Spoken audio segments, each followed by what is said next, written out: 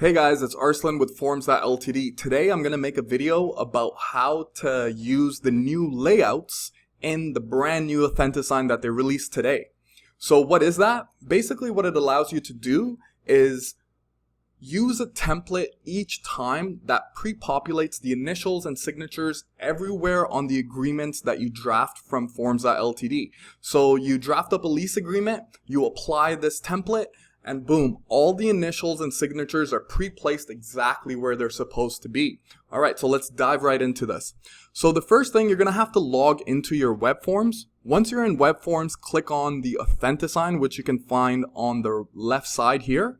Once you're on the Authentisign, make sure that you're hitting the new, which is the new Authentisign, and you click on the three lines at the top of the page here. Once you click that, you'll notice that there's something called layouts. So click on layouts, and what we're going to do is create a new layout. So press add at the top, make sure to select new Authentisign. Let's name this agreement to lease forms.ltd template. All right, so once you do that, you'll get introduced to the brand new Authentisign experience. So over here, it's going to ask you to use a file. So what I've done is I've included a link for you to download the blank agreements for Forms.ltd for each of the, for agreement to lease, agreement of purchase and sale, condo, freehold. So what you're going to do is you're going to select the document that you'd like to start off with after downloading it. So I'm going to start off with an agreement to lease. So once that has been uploaded, what we're going to do is press Tools on the right side here.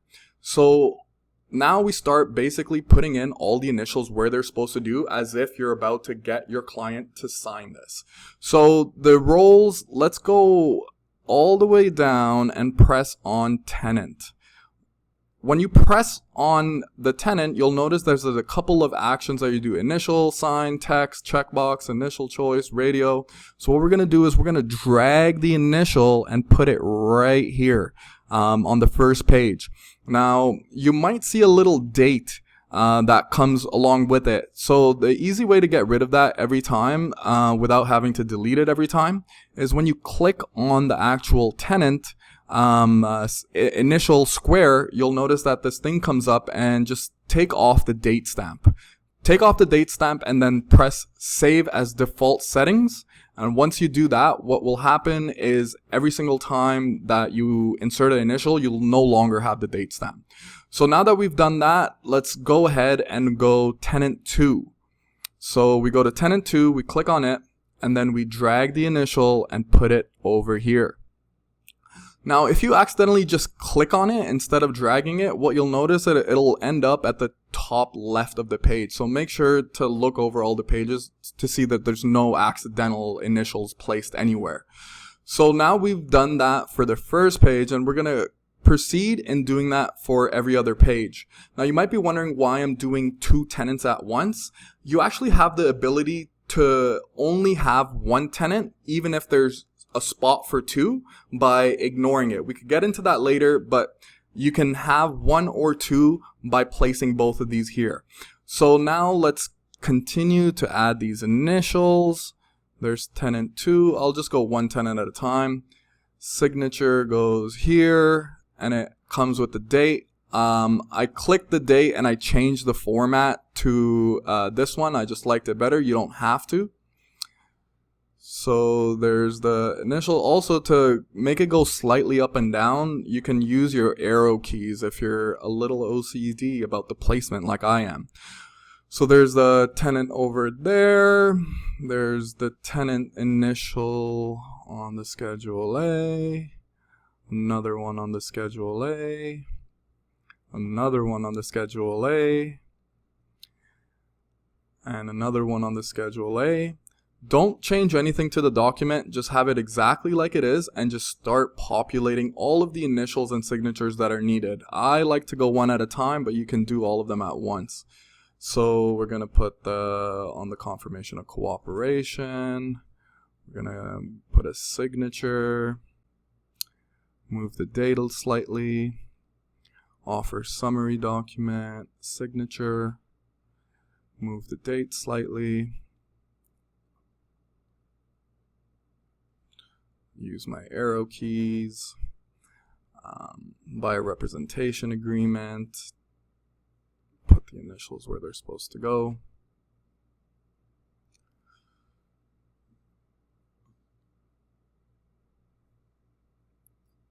Sign. So you can follow my steps exactly to get exactly the same result. Let's put the date over there, working with the realtor, signature, and then the Ontario Standard lease is just on the last page here.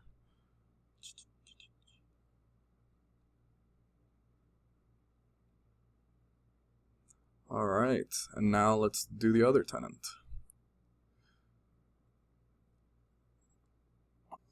So now we click on tenant 1, sign here,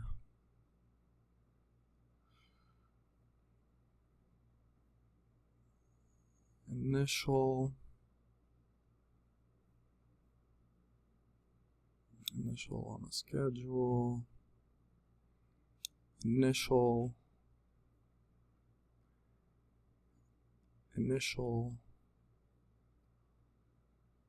confirmation of cooperation, initial, signature, date, signature, date, initial,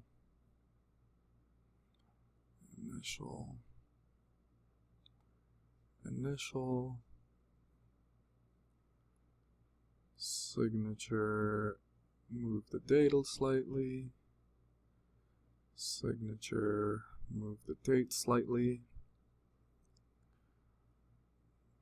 working with the realtor initial, working with the realtor date and signature, and then residential tenancy agreement. Sign here and do that. And then who's left? You. So you're the cooperating broker. So what we're gonna do, oh, I missed a signature for one of the tenants here. So now we go to the first page that you as the cooperating brokerage would have to sign, and then we go to cooperating salesperson. So over here we put the signatures exactly where we're supposed to. So signature for the agent here. I'm going to get rid of this date stamp and then set as default so it does not always put the date there. That's good, that's good, that's good. Just tenants. Okay, confirmation of co-op. Going to put the initial there. Going to put my signature there. Oh, but I do need a date for that one, so I'll press date stamp and it will add the date. I don't need my signature here. By representation, I do need my initials, so we're going to drag it over here. We're going to drag it over here. We're going to put a signature right there. Let me put a date stamp in there. And I need another signature right here. Nothing I need from the working with the realtor, and I don't sign anything from the Ontario Standard lease. So now we have completed this.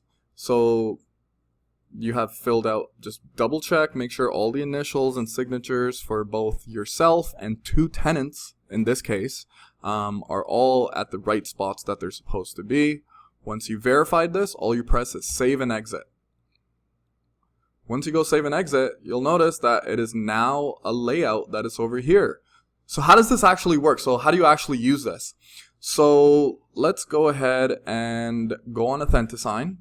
So I'm going to go on the new Authentisign and let's pretend I just had a form, agreement to lease that I just populated and got from Forms.ltd. So I'm going to create Authentisign, new Authentisign, and let's call this Bob's lease. Save. And once you're over here, let's just pick up a document that uploaded agreement that I drafted up from forms.ltd. And now what we're going to do is we're going to click on the document. So you go to docs, you click on this, and over here you'll notice it says layout.